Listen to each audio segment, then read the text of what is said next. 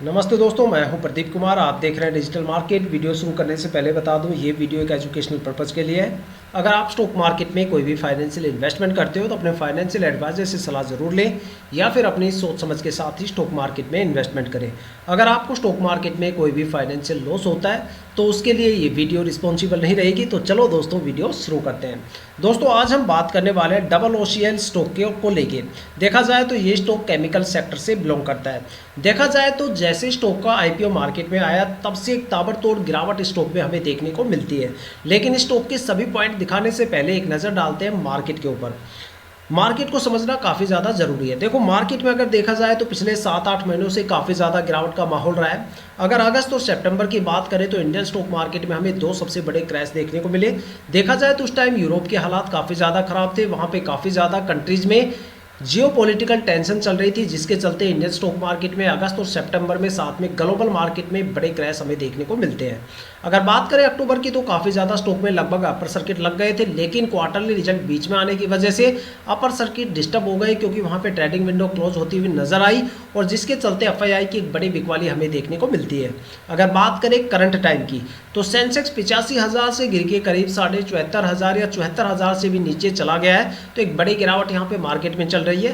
काफ़ी ज़्यादा स्टॉक ऐसे हैं जहाँ पे गिरावट रुकने का नाम नहीं ले रही और काफ़ी ज़्यादा स्टॉक ऐसे हैं जहाँ पे 80-90% गिरावट हो चुकी है और काफ़ी ज़्यादा स्टॉक ऐसे भी हैं जहाँ पे प्रमोटर पूरी तरह से निकल चुके हैं। और वो कोई छोटे मोटे स्टॉक नहीं है, काफ़ी नामी गिरामी स्टॉक है, जैसे आईसीआईसीआई बैंक हो गया, एचडीएफसी बैंक हो गया, जोमेटो हो गया, पेटीएम हो गया, डिलीवरी जैसे स्टॉक हो गए।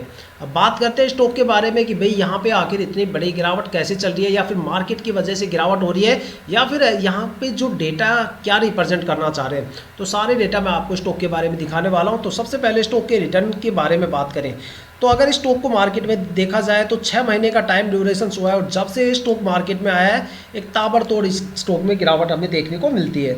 अगर 6 महीने की बात करें तो 6 महीने पहले स्टॉक में 28% के करीब गिरावट हुई। उसके बाद 3 महीने में स्टॉक में 24.5% से ज़्यादा की गिरावट हुई। अगर एक महीने की बात करें तो मात्र एक महीने में 18% से ज़्यादा की गिरावट हुई और मात्र एक हफ्ते की बात करें 1 वीक की तो एक वीक में 10.5% से ज़्यादा की गिरावट स्टॉक में हो चुकी है। तो लगभग आपको 50% अंदाज़ा तो लग ही गया होगा कि किस कदर यहाँ पे गिरावट चल रही है।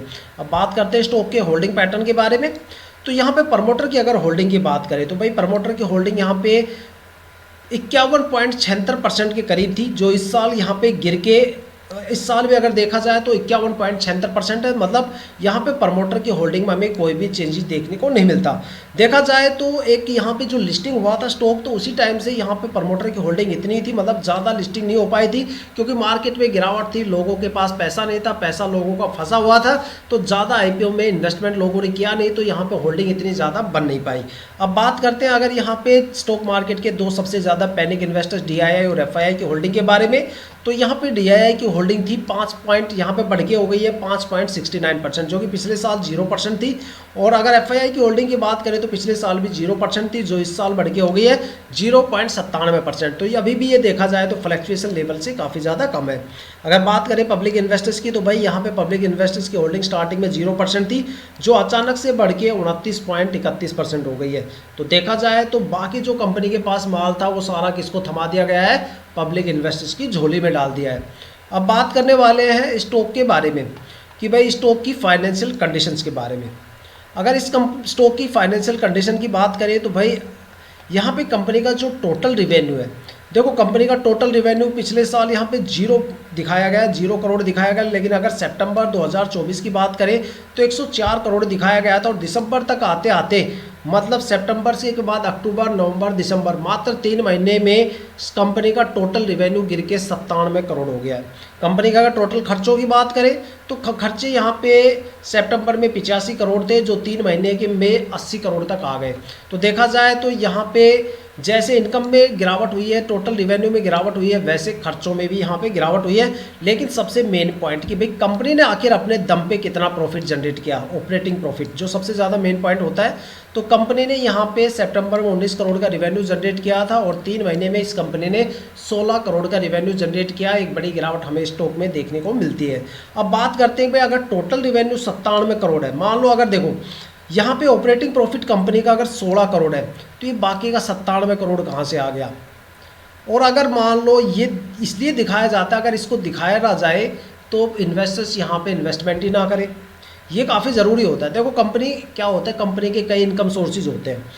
ऑपरेटिंग प्रॉफिट बताता है भाई कंपनी ने अपने प्रोडक्ट और सर्विस के दम पे कितना पैसा कमाया, ठीक है, कितना काम किया, उसके मतलब जो एम्प्लॉयज़ है, जो स्टाफ है, या उसकी प्रोडक्ट है, सर्विस है, मतलब कंपनी ने अपने इंटरनल परफॉर्मेंस से कितना रिवेन्यू जनरेट किया। बाकी टोटल रिवेन्यू में काफ़ी इनकम सोर्स होते हैं, जैसे कि भाई अदर इनकम सोर्स आ गया, मार्केट से कितना इंटरेस्ट कैप्चर किया, या स्टॉक मार्केट से कितना कमाया, या कहीं पे जो इन्वेस्टमेंट कर रखा था मार्केट में उससे कितना रिवेन्यू जनरेट किया। टोटल मिला के टोटल रिवेन्यू बनता है। लेकिन कंपनी की इंटरनल परफॉर्मेंस ऑपरेटिंग प्रॉफिट से पता चलती है भाई कंपनी हाथ पे हाथ धरी बैठी है या कुछ कर रही है। अब बात करते हैं कंपनी के रिजर्व के बारे में। तो भाई कंपनी का रिजर्व यहाँ पे 0 है, मतलब कंपनी न्यूट्रल पोजीशन पे चल रही है। कंपनी के पास कोई भी रिजर्व नहीं है, एक न्यूट्रल रिजर्व के साथ कंपनी मार्केट में ट्रेड कर रही है। अब बात करते हैं कंपनी में के इन्वेस्टमेंट के बारे में कि कंपनी अपने बिजनेस को मार्केट में एक्सपेंड करने के लिए कितना इन्वेस्टमेंट कर रही है। तो भाई कंपनी अपने बिजनेस को मार्केट में एक्सपेंड करने के लिए कुछ भी इन्वेस्टमेंट नहीं कर रही, जिसका मतलब ये है कि कंपनी एक सीमित दायरे में बिजनेस कर रही है, जहां पे आपको स्कोप भी कम मिलेगा, स्टॉक में रिटर्न भी कम देखने को मिलेंगे। अगर कोई कंपनी अपने बिजनेस को एक्सपेंड करती है, उसमें बड़ा इन्वेस्टमेंट करती है, तो वहाँ पे आपको लॉन्ग टर्म स्कोप भी मिलेगा और एक अच्छा खासा रिटर्न भी देखने को मिलता है। तो जाहिर सी बात है आपके सारे पॉइंट क्लियर हो गए होंगे।